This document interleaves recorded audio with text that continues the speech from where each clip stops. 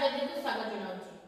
ଆଜି ଆମେ ଜାଣିବା ଜାତକରେ ମାତୃଦୋଷ କିପରି ସୃଷ୍ଟି ହୋଇଥାଏ ଏବଂ ଏହାର ପ୍ରଭାବ କିପରି ଆପଣମାନଙ୍କ ଜୀବନରେ ରହିଥାଏ।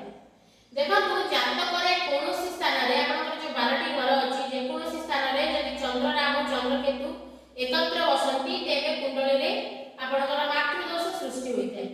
ମାତୃଦୋଷ ରହିଲେ ଆପଣଙ୍କର କ'ଣ ଆପଣଙ୍କ ଜୀବନ ଉପରେ ପ୍ରଭାବ ପକାଇଥାଏ ନା ଆପଣଙ୍କ ଜୀବନରେ ଆପଣ ଆର୍ଥିକ ସମସ୍ୟାରେ ସବୁବେଳେ ଗ୍ରାସିତ ହୋଇ ରହିବେ, ଧନହାନି ଘଟିବ, ମାଙ୍କ ସ୍ୱାସ୍ଥ୍ୟ ସର୍ବଦା ଖରାପ ରହିବ, ଆପଣ ମଧ୍ୟ ମାନସିକ ଭାବେ ସ୍ତରୀକୃତ ହୋଇ ଡିସିସନ କିଛି ନେଇପାରିବେ ନାହିଁ ଏବଂ ଆପଣଙ୍କର ସବୁ କାମରେ ଡିଲେ ହେବ, ଡେରି ହେବ, ଆପଣଙ୍କର ଗୃହ ସମସ୍ୟା ରହିବ ଏବଂ ଆପଣଙ୍କ ଶରୀରରେ ଆପଣଙ୍କର କ'ଣଟା ରୋଗ ହେବ ଆପଣ ନିଜେ ଜାଣିପାରିବେ।